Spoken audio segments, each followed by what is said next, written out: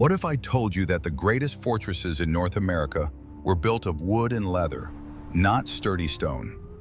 When we hear the word fortress, we tend to picture massive gray walls, deep moats, and impregnable towers. However, surviving the harsh conditions of the prairies required entirely different engineering solutions and tactical ingenuity. These mobile settlements blended seamlessly into the surrounding landscape and protected their inhabitants far better than the high walls of famous European castles. The indigenous peoples of the Great Plains developed a unique and highly effective security system based on an impeccable understanding of nature and strict internal discipline among every member of the tribe. Their defense was built not on the thickness of barriers, but on mobility, stealth, and the ability to react instantly to any changes in the environment. A traditional nomadic settlement was not merely a place of rest, but a true living organism that constantly monitored the space around it. Every minute detail of such a settlement, from the arrangement of dwellings to the precise orientation of the entrance, had a strict purpose and served as a reliable shield for the entire community. The layout of the encampment took into account the direction of prevailing winds, the features of the terrain, and even escape routes in case of an attack. Within this invisible defensive perimeter, life followed the rhythms of nature, which provided people with everything they needed for protection.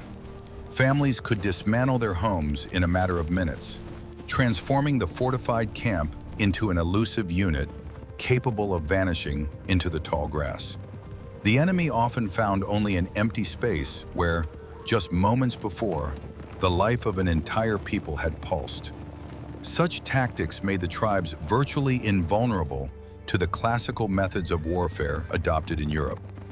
Watch the video to the end, and you'll learn how the nomads' architecture gave them an incredible advantage under the cover of pitch-black night.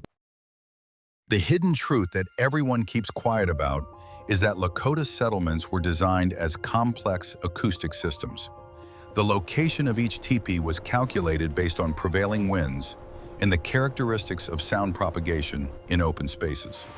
Instead of chaotic development, indigenous engineers created a strict circle that functioned as a giant acoustic lens. Any rustle outside the camp was amplified many times over and reflected off the conical walls, instantly alerting the sentries to the approach of strangers. At the same time, sounds inside the circle were softly dampened, preventing outside observers from estimating the number of people in the settlement. The thick leather of the teepee's cover had a special texture that facilitated the proper reflection of sound waves. The craftsmen carefully stretched the material over a wooden frame, avoiding sagging and wrinkles. This tightly stretched surface became like a giant drum, sensitive to vibrations in the ground and air. Even quiet footsteps on dry grass far from the camp were picked up by this complex structure. Lookouts inside the circle could unerringly determine the direction of the noise source by the difference in sound reflection. The internal geometry of the Lakota camp also followed strict rules of acoustic resonance. The distance between neighboring dwellings was calculated so as not to create sound dead zones or blind spots. Teepees placed too close together could distort the acoustic pattern, while placing them too far apart made the perimeter vulnerable. The optimal spacing allowed sounds to circulate freely between structures, forming a unified warning network. This distance also ensured a safe passage for people in case they needed to quickly evacuate the settlement. Wind played a key role in the functioning of this vast acoustic trap. Nomadic peoples always set up their camps with the prevailing winds of a particular area in mind. The entrances to the teepees traditionally faced east, turning away from the prevailing cold air currents. This not only retained heat inside, but also prevented the creation of unnecessary aerodynamic noise. The wind flowed smoothly around the smooth cones, not hindering the sentries from listening for sounds from the surrounding prairie. Acoustic security was complemented by the strictest sound discipline at night. With the onset of darkness, all loud conversations and household chores ceased in the settlement. The silence became thick, almost palpable, transforming the camp into a single listening post. In this silence, the sentries could hear the slightest rustle from a distance of many hundreds of meters. Violating this rule of silence was considered a serious offense and was strictly punished by the elders. Every resident understood that the safety of the entire tribe depended on their behavior. Materials used for everyday needs were also selected based on their acoustic properties. Clothing and footwear were made of soft suede, which absorbed the sound of footsteps when moving. The wooden elements of the frame and fastenings were carefully fitted together to prevent creaking in the wind. Even dishes and utensils were made of leather or wood, avoiding materials that made noise. This pursuit of silence made the camp virtually inaudible to an outside observer. Special attention was paid to the sections of the camp located at the edges of the circle. This is where the dwellings of the most experienced and observant people were placed, those capable of recognizing danger first. Their tents served as a kind of acoustic radar, receiving initial signals. Upon hearing a suspicious noise, they relayed the signal to the center of the circle using special, quiet methods. These could be prearranged gestures or specific sounds indistinguishable from the sound of the wind. This relay system ensured that the entire camp was alerted instantly without creating unnecessary noise. In winter, the acoustic properties of the Lakota camp changed dramatically due to the heavy snow cover. The snow absorbed sounds perfectly, making the space around the settlement eerily silent and still. To compensate for this, the tribe's engineers adjusted the basic tension of the hides on the tipi. A stiffer frame allowed for better detection of low-frequency vibrations from footsteps on the hard-packed snow. The cold air also contributed to the faster and clearer propagation of sound waves. The complex terrain could both aid and hinder this unique acoustic defense. A location in a deep valley often led to echoes that confused the night watchman. Therefore, the Lakota preferred flat plateaus or small hills with a good view in all directions. The absence of large obstacles ensured clear sound and the proper functioning of their settlement as a radar. Any barrier in the path of a sound wave could become a dangerous blind spot in the security system. This unique system demonstrates a profound understanding of the physics of the surrounding world. The Lakota transformed the ordinary laws of nature into an effective tool for their survival and prosperity. Their architecture was not merely a shelter from the elements, but a complex, well-thought-out defense mechanism. Invisible sound barriers protected them better than any high fortress wall made of sturdy stone. I'd love to hear your thoughts on this engineering concept. Do you agree with it? Share your thoughts in the comments and be sure to subscribe to our channel. Are you ready to learn the truth about how the choice of a campsite changed the course of history? The Cheyenne and Crow tribes used the terrain in completely different ways, but with equal effectiveness. The Cheyenne preferred to set up their camps in the deep bends of large rivers and winding streams. The flowing water created a natural moat that protected the settlement on at least one side, and more often on three. It was virtually impossible to cross this barrier silently, whether by day or under the cover of night. The banks of the rivers on the Great Plains were always abundant with thick thickets of willow and tall grasses. These dense green growths served as excellent visual camouflage for the Cheyenne dwellings. Tipis were hidden among massive trees, blending completely with the natural landscape of the river valley. The dense branches scattered the light from the campfires, preventing the camp from being exposed during the dark hours. Finding such a hidden settlement across a vast territory without precise coordinates was an incredibly difficult task. River valleys provided the Cheyenne with other important tactical advantages for survival. The high, steep banks offered reliable protection from biting winds, creating a comfortable microclimate within the perimeter. The soft, damp soil near the water excellently absorbed the sound of footsteps, helping to maintain the necessary silence. In addition, the proximity of the river guaranteed constant access to fresh water, which was critical during a prolonged siege. The water could also serve as a route for a quick and stealthy retreat in the event of an unforeseen threat. The Crow tribe took a completely different approach to choosing sites for their numerous camps. They lived in the foothills and preferred to occupy high, rocky plateaus or spacious terraces. From there, they had a panoramic view for many kilometers around, which completely ruled out the possibility of enemies approaching suddenly. Crow lookouts could spot any movement in the distant valley long before strangers reached the settlement. This successful strategy relied entirely on absolute visual control of the entire surrounding area. The ascent to the Crow camp was always steep and difficult for anyone unprepared. The narrow, winding trails leading upward were easily controlled by just a few skilled mountain sentries. Any attempt to climb these rocky trails inevitably caused a loud clatter of falling rocks. This natural alarm instantly roused the entire sleeping settlement at the summit.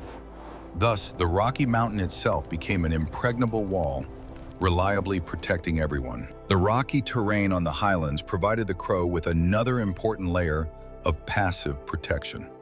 Hard, smooth stone left virtually no footprints, making it extremely difficult to locate the camp.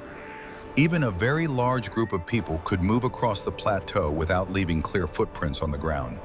This allowed the tribe to literally blend into the mountain terrain, completely vanishing from the sight of their pursuers.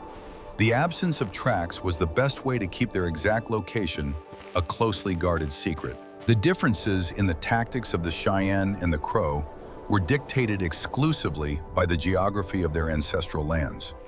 The Cheyenne adapted their defense to the conditions of flat, tall grass-covered river valleys. The Crow, on the other hand, exploited all the advantages of the rugged, deeply ravined terrain of the Rocky Mountain foothills. Both strategies demonstrate a profound understanding of the terrain's characteristics and the ability to use them to their advantage. Nature was never an obstacle to them. It was always their primary and most reliable ally. With the changing of the seasons, both tribes could radically alter their usual defensive tactics. In winter, the Cheyenne retreated much deeper into the forest for reliable protection from the cold and snowdrifts. During the harshest months, the Crow often descended from the windswept peaks to sheltered lowlands. But the basic principles of using natural barriers remained unchanged for centuries. Safety considerations always took precedence when choosing any new campsite. The location of the camp was always agreed upon with the counsel of the wisest elders and experienced trackers. A mistake in choosing a specific spot could prove too costly for the entire large community. Dozens of different factors were taken into account, ranging from the height of the banks to the density of the surrounding brush. Every detail of the landscape was carefully analyzed before the first leather dwelling was erected.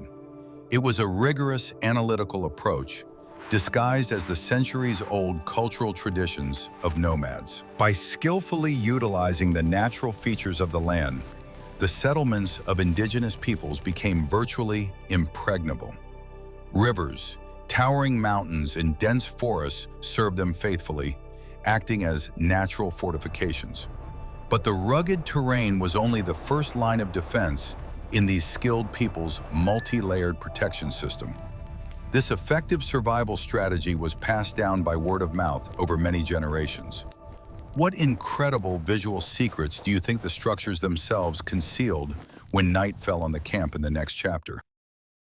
The secret, passed down from generation to generation, is hidden in the unique design of the continent's most famous dwellings. Tipis are often perceived simply as tents, but in reality they are complex optical and thermal devices. The main danger at night always came from the light of the interior fires, which could turn the inhabitants into easy targets.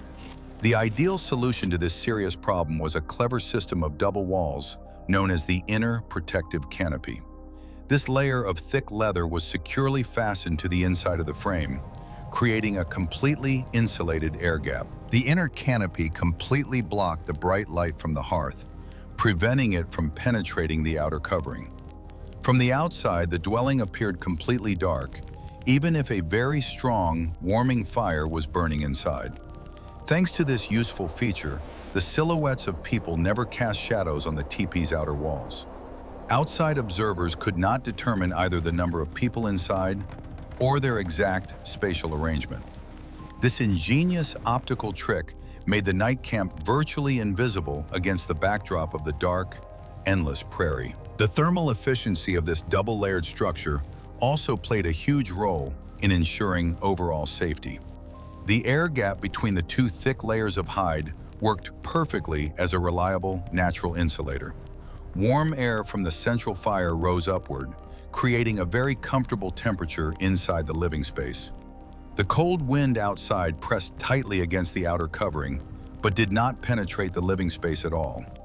This allowed for maintaining the smallest possible fire, which produced far less dangerous smoke and revealing light. The ventilation system was another true masterpiece of nomadic engineering of that time. Special upper leather flaps were easily adjusted using long, smooth external poles. By changing the angle of these flaps, the inhabitants could precisely control the draft and the direction of the smoke outlet. Proper adjustment prevented dangerous carbon monoxide buildup inside and minimized the accidental ejection of sparks outward. The absence of bright sparks flying into the night sky was critically important for maintaining perfect visual camouflage. The exterior finish of the dwellings also served exclusively to provide visual concealment against the backdrop of the wilderness. The leather of the outer coverings was often dyed with natural pigments to match the colors of the environment. Muted shades of ochre, red clay, and dark ash were used, blending seamlessly with the color of the earth. At dawn and dusk, such dwellings harmonized perfectly with the long shadows and the diffused light of the sun. Bright, conspicuous designs were applied only to ceremonial dwellings, which were erected during absolutely safe, peaceful periods. The smooth, conical shape was ideal not only for withstanding strong gusts of the plains wind, it also facilitated the most optimal distribution of light during daylight hours. Sunlight illuminated the spacious interior very evenly through the open upper flaps. This eliminated any need to light additional fires during the day, conserving resources and maintaining excellent concealment. The correct aerodynamic shape made the structure incredibly stable and practical in every possible way. The process of assembling and disassembling the tipi had been honed to perfect automatism by all adult members of the tribe. In the event of a sudden alarm, the entire camp could be completely packed up in a matter of precious minutes. Long wooden poles were folded together, and the leather covers were tightly rolled into compact, heavy bundles. Speed of movement was always the most critical factor for survival for any nomadic or semi-nomadic community. The mobility of the architecture itself served as a powerful defensive mechanism against any external threats. Inside the dwelling itself, the space was strictly zoned in accordance with established basic safety rules. Areas for comfortable rest were always located along the walls, strictly behind the protective inner canopy. The central area remained completely clear for the hearth and for quick movement in case of urgent need. Protective gear and the most valuable items were always kept within easy reach in strictly designated places. Such strict order completely eliminated chaos and panic during nighttime emergencies. The size of the tipis also varied greatly, directly depending on the season and the level of the current threat. During the most dangerous times, only compact dwellings were used, as they were much easier to conceal. Small structures required significantly less fuel for heating and were less conspicuous on the horizon. In winter, when visual camouflage was complicated by white snow, compactness became the nomad's main advantage. In summer, however, during quiet periods of large gatherings, the size of dwellings could increase significantly for greater comfort. Indigenous engineering proved its incredible effectiveness over many centuries of constant, harsh practice. Their dwellings represented an ideal, finely tuned balance between necessary comfort and the highest level of safety. Every rope and every piece of leather performed its strictly defined function within this system. It was a true triumph of functional design over the harsh conditions of the surrounding wilderness. If you enjoy these kinds of ingenious engineering solutions from the past, be sure to like this video. I'll reveal the best-kept secret of how ordinary wind became an invisible shield for an entire people. The constant strong winds of the Great Plains were not just a weather phenomenon, but a vital defensive tactical resource.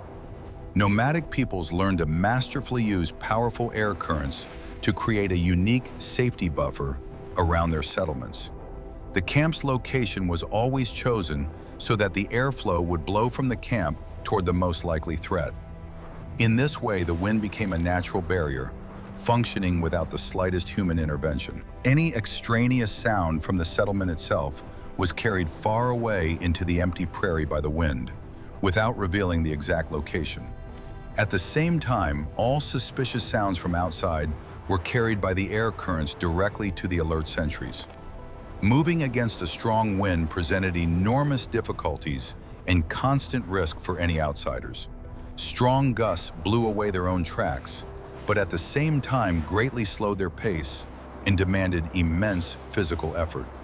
The noise created by people walking against the wind carried over great distances, instantly giving them away. Lakota and Cheyenne lookouts could clearly hear such unnatural noise long before making visual contact. This powerful wind barrier worked flawlessly and operated around the clock in any weather. The wind's effect on the spread of odors was also a crucial element of the nomadic settlement's defense. Smoke from campfires, the lingering scent of food being prepared, and tanned hides could give away a camp's location from a great distance. Experienced elders could predict changes in wind direction with remarkable accuracy depending on the time of day. They organized the camp so that air currents would carry these odors into completely uninhabited canyons. Careful odor management was a highly complex science, requiring perfect knowledge of the local, ever-changing geography. Special strict rules applied to lighting fires in windy or stormy dry weather. Strong winds could easily carry sparks and cause a massive fire threatening the entire camp. Therefore, on windy days, fire pits were dug deep into the ground, securely sheltered from direct drafts. This approach not only prevented accidental fires, but also effectively concealed the smoke, dispersing it. Fires in such protective depressions burned much more evenly and required far less of the scarce wood fuel. The wind was also constantly used to conceal the movements of the tribe members themselves outside the camp. When going out on reconnaissance or to gather resources, people always tried to move downwind so that the noise would be carried ahead of them. Returning to camp, they approached from the leeward side so that their scent would not alert the guards. This precise system of movement required complex detours and excellent physical endurance. However, it was precisely this system that guaranteed complete stealth in the open, flat plains. Errors in accurately assessing wind direction could easily lead to the rapid discovery of the entire camp. In the mountainous regions where the Crow lived, wind patterns behaved differently than on the open, flat plains. Here, the winds swirled through narrow valleys and created powerful updrafts along steep, rocky slopes. The Crow used these updrafts to ascend quickly and silently to high vantage points. They knew exactly at what time of day the wind changed direction and carefully planned their movements. The mountains and the wind together created a unique, intricate labyrinth in which any outsider would inevitably lose their bearings. The powerful wind was often used as a natural tool to completely cover the tracks of a retreating camp. The tribe might deliberately break camp just before the onset of a strong sand or dust storm. Sudden, intense gusts quickly erased footprints on dry ground, making further pursuit absolutely impossible. Nature itself obediently destroyed all visible evidence of a large group of people's presence in a given area. It was the most ideal way to break away from any pursuit and keep their resources safe. In winter, severe blizzards and heavy snowstorms became the main shield for those who knew how to use them. While others lost their bearings, the indigenous people found ideal shelter in deep depressions. They skillfully used massive snowdrifts as an additional insulating layer for their warm dwellings. A fierce snowstorm completely concealed a large camp with a thick, white veil through which nothing could be seen. Knowledge of the winds was not merely a practical, everyday skill, but also part of a deep understanding of the world. The air was always perceived as a powerful element with which one had to cooperate wisely, not fight. This respectful attitude toward nature allowed them to predict the weather better than any modern measuring instruments. Every tribe had its own outstanding experts who could accurately read the clouds and the direction of air currents. Using the wind as a defensive shield demonstrates the incredible natural ingenuity of the indigenous peoples of the Americas. They confidently transformed the most unpredictable element into a reliable ally that never slept.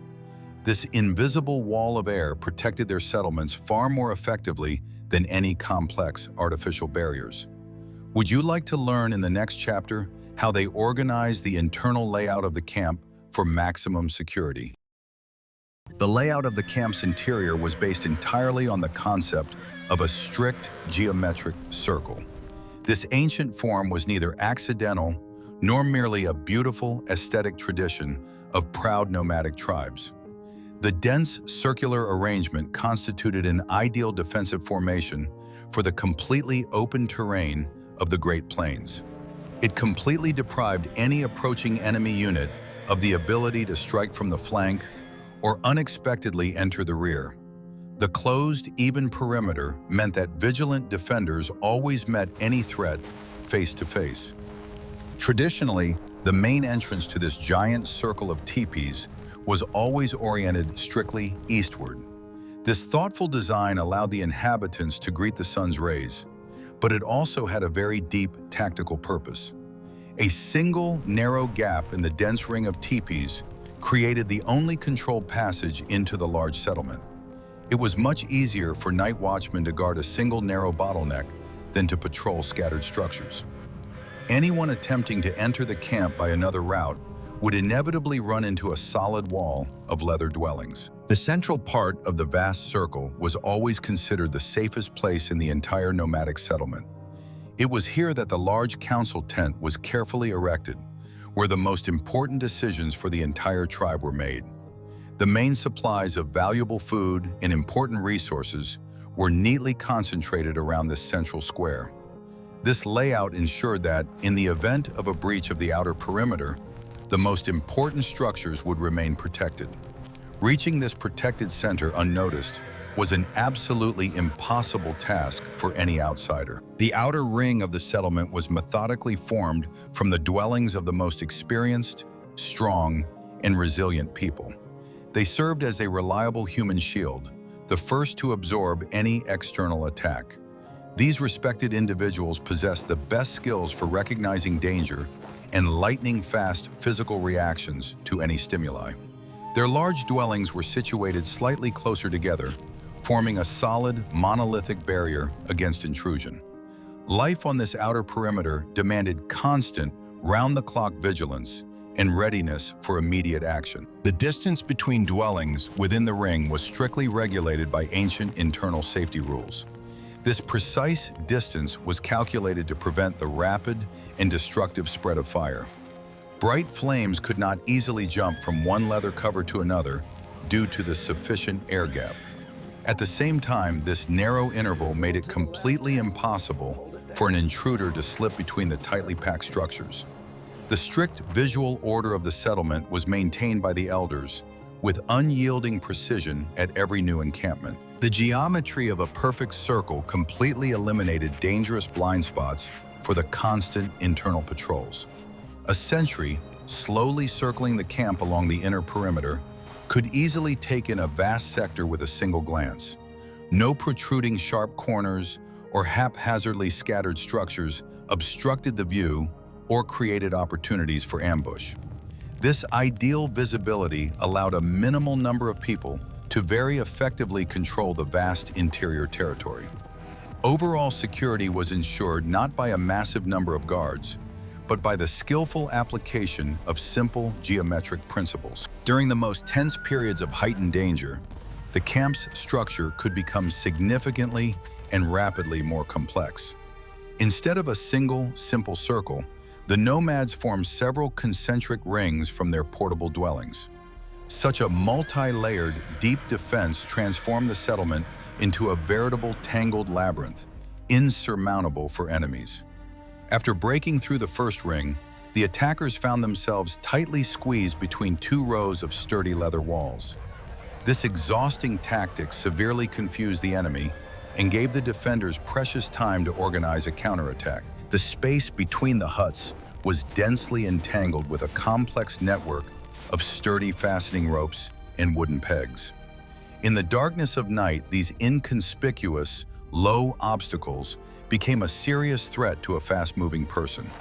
If an intruder accidentally tripped over a taut rope, they would inevitably make a loud noise, completely giving away their presence.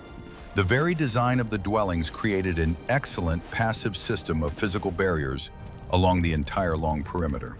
For the camp's inhabitants, the exact location of these obstacles was intuitive from birth. The circular shape greatly facilitated the instantaneous spread of important information throughout the entire settlement. Commands from the elders or sharp alarm signals spread to all dwellings in a matter of seconds, thanks to the optimal acoustics. Any news that appeared at one end of the camp immediately became known at the exact opposite end. This remarkable informational cohesion was critically important for the precise coordination of joint actions.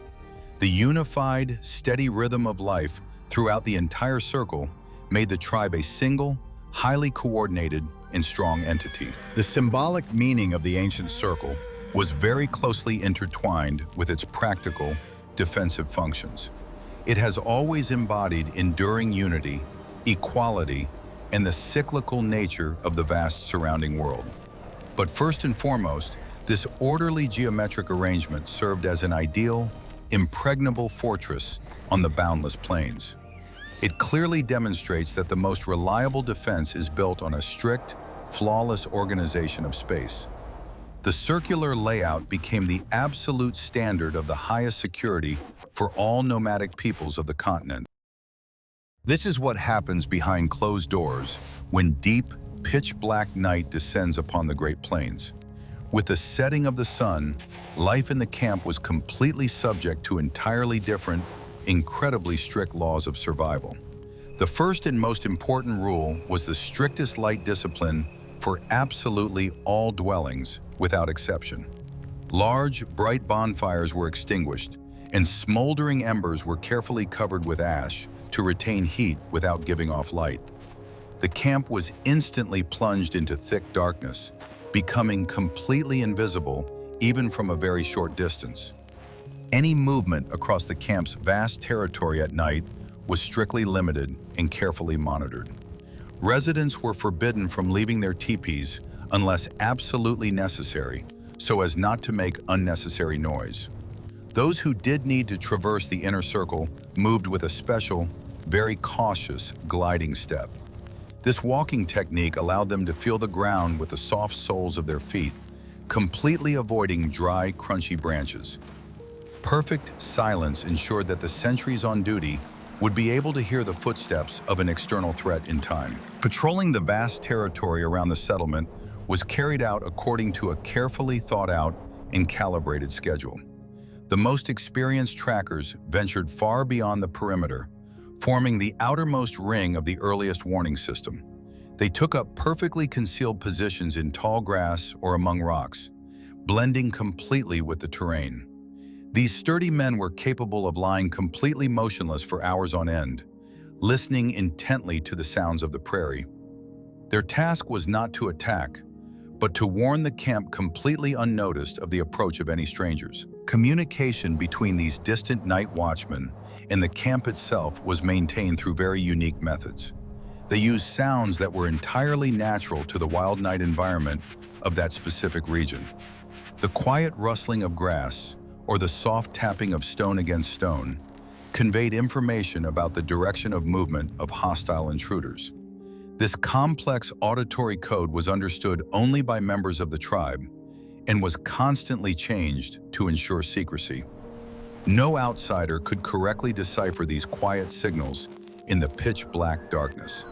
Inside the camp itself, special guards were on duty, responsible for strictly maintaining order among the dwellings. They moved very slowly along the inner perimeter, checking the security of the fastenings and ensuring that the rules of silence were observed. Their silent presence guaranteed that any problem would be resolved instantly and without unnecessary fuss. These silent internal guards also kept a close watch to ensure that stray sparks did not cause a fire. The dual, strict surveillance from both outside and inside made the settlement virtually impregnable during the night. The most crucial aspect of nighttime security was keeping personal weapons constantly ready for immediate use. In every individual dwelling, longbows, arrows, and sturdy spears were arranged in perfect, strict order. This allowed the defenders to arm themselves in pitch darkness in a fraction of a second, without wasting any time. The condition of the arrowheads was carefully checked before sunset to completely rule out any malfunctions. This constant, round-the-clock readiness for defense was the most natural state for every inhabitant of the plains. If a threat was detected, the sleeping camp never woke up in panic and uncontrolled chaos. There were very clear protocols for action, which were regularly and rigorously practiced by all members of the community. The most vulnerable residents moved instantly and silently to predetermined zones in the center of the circle. Adult men quickly took up their precise positions along the perimeter, forming an impenetrable living wall of defense. This perfect coordination of actions, honed to the point of second nature, saved countless human lives. In winter, these nighttime protocols became even stricter due to the greatly extended hours of darkness. The bitterly cold air made sounds much more piercing, and the pure white snow reflected even the faintest starlight. The sentries had to wear additional thick layers of insulation to remain motionless in the bitter cold. They often covered their faces with special thick mixtures of fat and clay to protect against frostbite. Surviving in such harsh conditions demanded an iron will and incredible endurance from every guard. Each night was perceived not simply as a time for rest, but as a period of maximum vulnerability. Each tribe carefully developed its own complex rituals aimed at heightening collective vigilance. Old legends and tales, passed down around the campfire, always contain valuable hidden lessons about the importance of caution. These wise stories fostered a deep sense of personal responsibility in every individual toward their entire people. Internal discipline was never based on fear, but on a profound awareness of the shared goal of survival. A complex system of nighttime security transformed ordinary sleep into a well-organized defensive operation. Nomadic tribes proved that perfect order and vigilance could compensate for the absence of stone walls. The darkness of night became their faithful ally, hiding the camp from prying eyes and sharpening their hearing. These invisible, strict security measures worked far more effectively than any complex physical barriers. Would you like to learn in the next chapter exactly how the Crow tribe used the unique features of the mountain valleys to protect their camp at night? The territory that the Crow tribe considered their ancestral home was radically different from the flat expanses of the Great Plains. Their lands, known as Absaroka, encompassed the picturesque valleys of the Yellowstone River and the rugged foothills of the Bighorn Range. This rugged terrain demanded entirely different, specific approaches to camp organization and security. The Crow masterfully adapted their nomadic architecture to the harsh conditions of high cliffs and deep gorges. Instead of an open circle, they often used natural walls to form an impenetrable perimeter. One of the main features of their camps was their location on high, hard-to-reach mountain plateaus. This choice of location immediately ruled out any possibility of a quick, surprise assault by large forces of enemies. The steep, rocky slopes leading to the camp became an insurmountable barrier for anyone unfamiliar with the safe paths.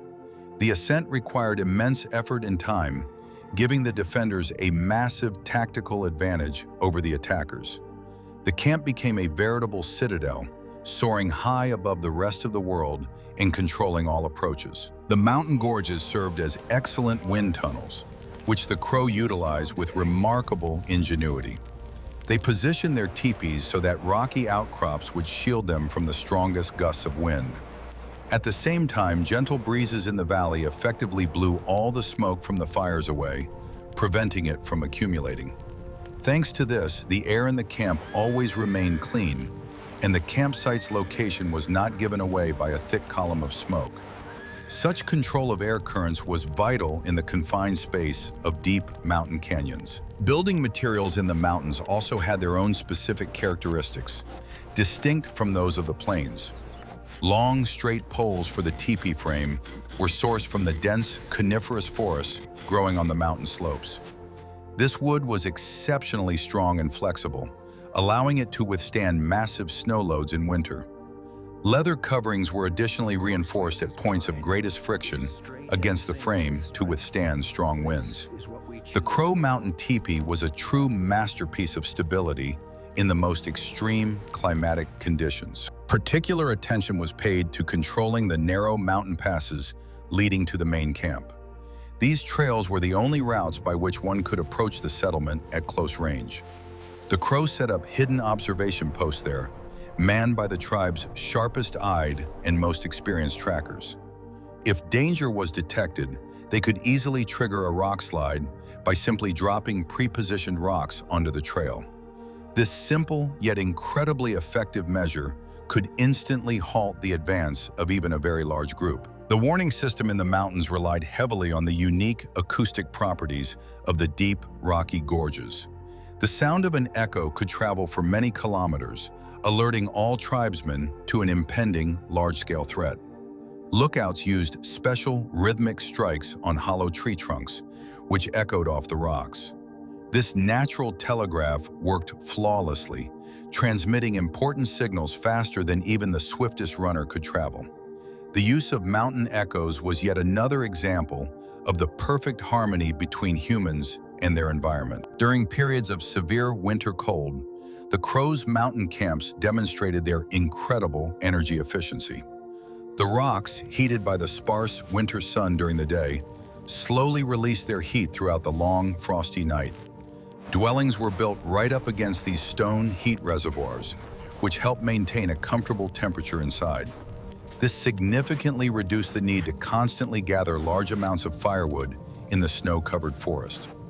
The rational use of natural heat was a critical factor for successful survival during harsh winters. Drinking water supplies in the mountains were provided by the purest glacial streams and deep mountain springs. The camp was always located in close proximity to such a source, hidden from prying eyes. Access to water was carefully guarded, as under siege conditions it became the primary resource for survival. Mountain springs, unlike lowland rivers, almost never dried up or changed course. This gave the Crow tribe absolute confidence in the future at any altitude and in any season. Camouflaging the camp against the backdrop of mottled mountain rocks also required a special artistic approach. The teepee's leather covers eventually took on a grayish-brown hue, blending perfectly with the color of the surrounding rocks. From a distance, such a settlement looked simply like a natural pile of stones or a small grove of dead trees. Only a trained eye could discern the regular geometric shapes of the teepees against the wild landscape. This visual integration with the mountains was perfected by the Crow to an absolute, unsurpassed degree. The Crow's mountain fortresses serve as a magnificent example of how extreme geography shapes a unique culture of security. They did not merely survive in these harsh conditions, they made the mountains their chief ally and protector. Every rock, every stream, and every gust of wind was woven into their incredibly complex survival strategy. Their camps were veritable eagles' nests, out of reach for most of the inhabitants of the plains. This unique system of adaptation deserves the deepest respect and careful study.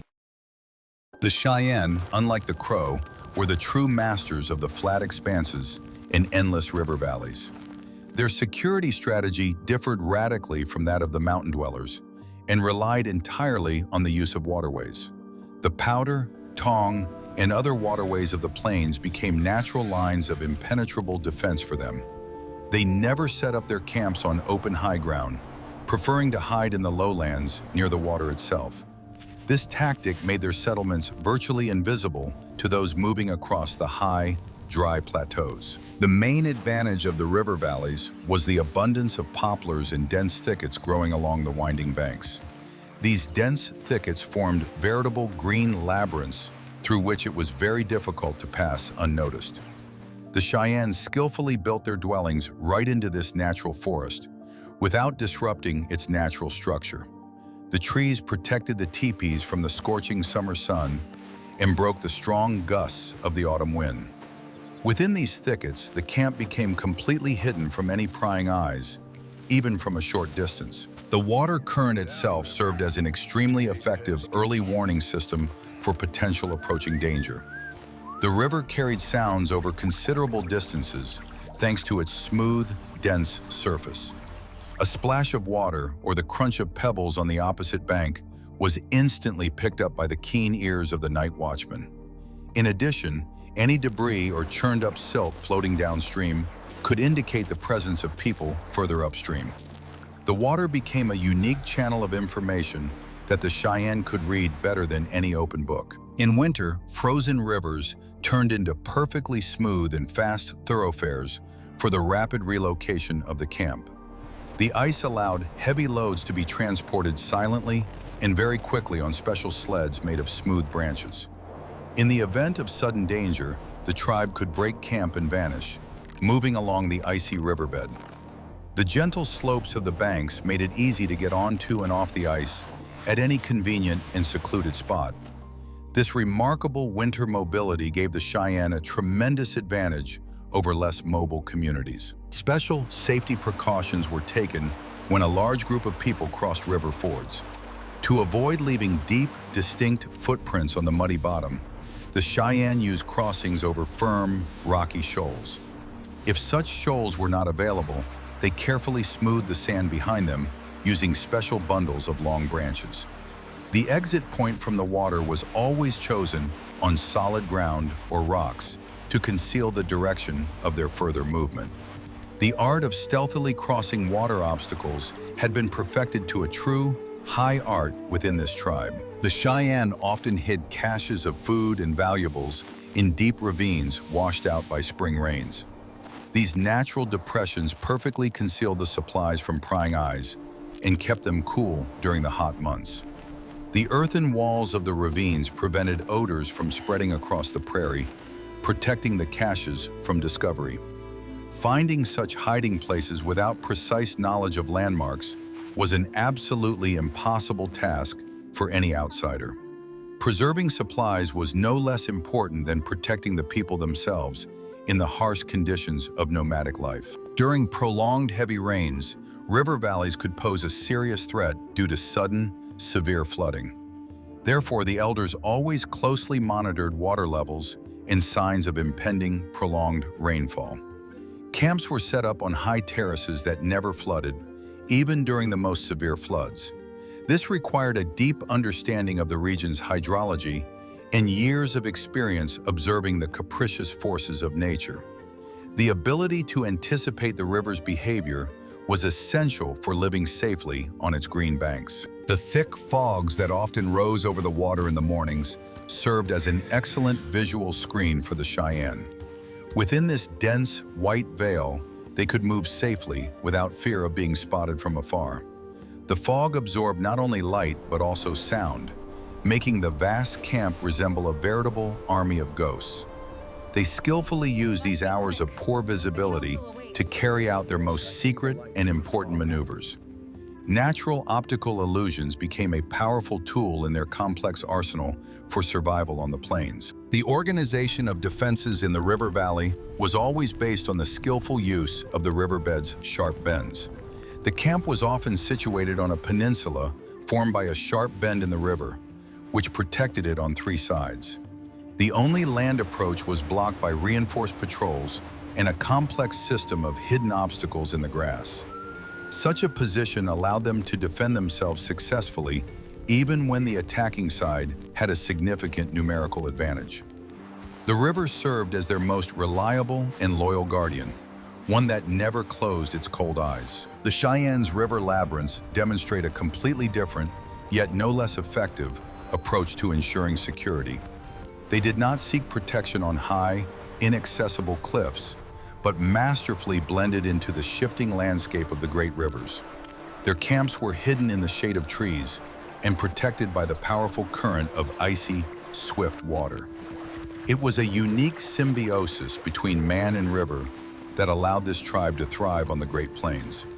The Cheyenne's experience proves that the proper use of any landscape makes it an ideal, impregnable fortress. The security system of any nomadic camp would be utterly ineffective without the strictest internal organization. Physical barriers and a favorable location could not save the tribe if perfect discipline was not maintained within. The role of guardians of this order was assumed by members of special male societies known as akichita, or warrior police. These men were vested with immense authority and ensured that every resident strictly adhered to all security rules. Their authority was unquestionable, and their decisions were carried out immediately and without lengthy debate. One of the akichita's main tasks was to monitor any movements of people beyond the established perimeter. No one was allowed to leave the camp without official permission, so as not to leave any accidental traces that might give them away.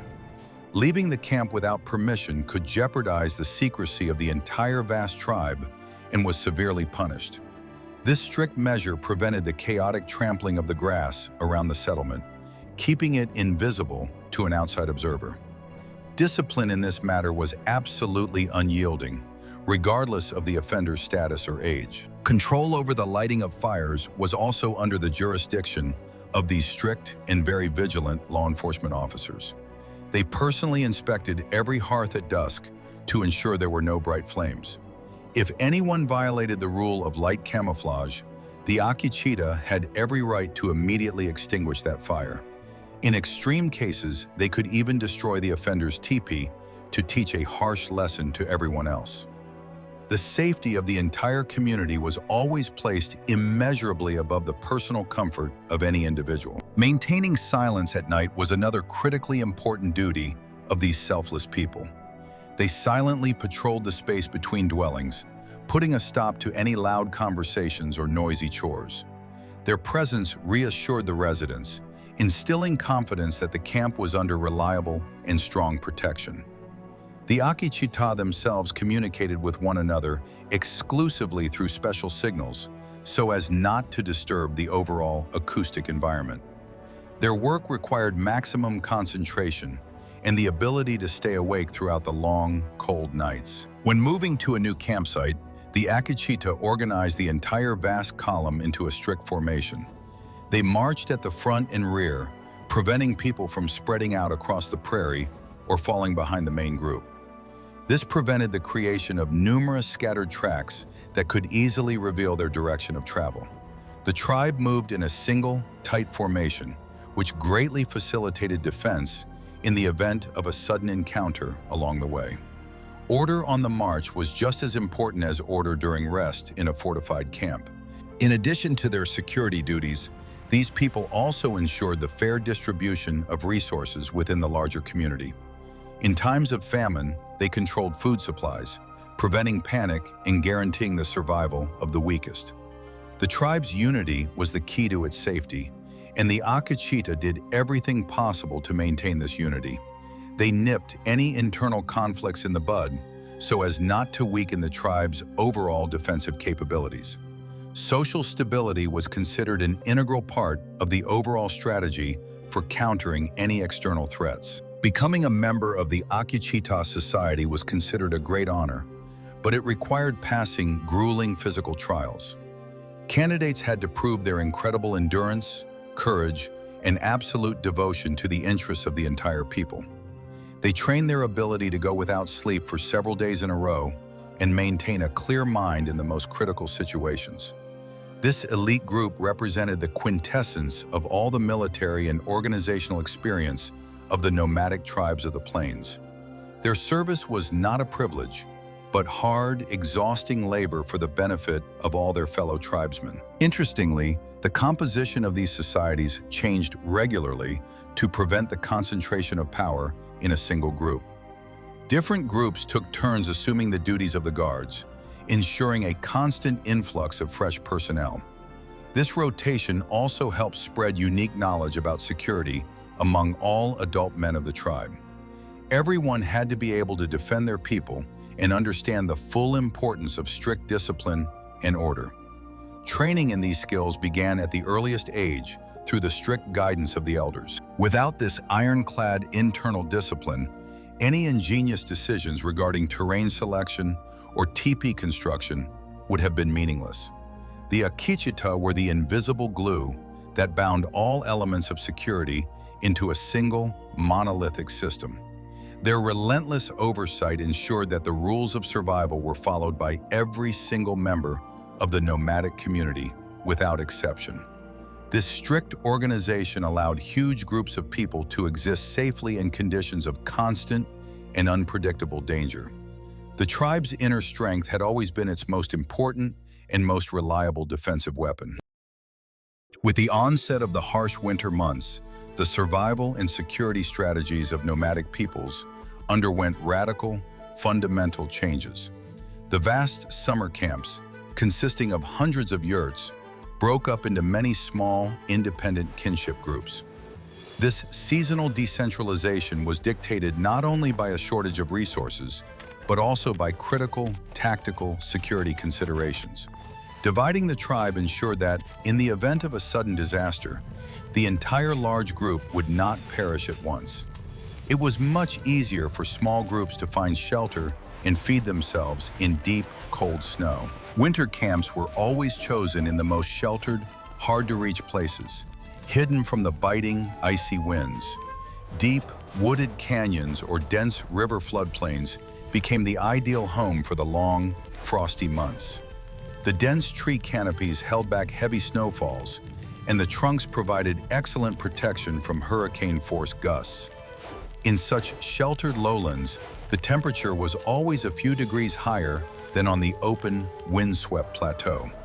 Finding these tiny winter camps in the vast, snow-covered forest was a nearly impossible task for any outsider. Camouflage in the winter forest reached a completely new, incredibly high level of visual and acoustic perfection. The tents were covered with an additional layer of hides, and the floor was insulated with a thick layer of coniferous branches and tightly packed snow. Smoke from the few campfires rose slowly and dissipated completely in the dense branches of the tall trees. The white snow surrounding the settlement concealed any contours, making the dwellings completely indistinguishable from the huge, snow-covered boulders. This perfect winter camouflage allowed people to literally blend into the dormant natural world until the long-awaited spring. Safety in winter also depended on the strictest conservation of all vital resources and energy.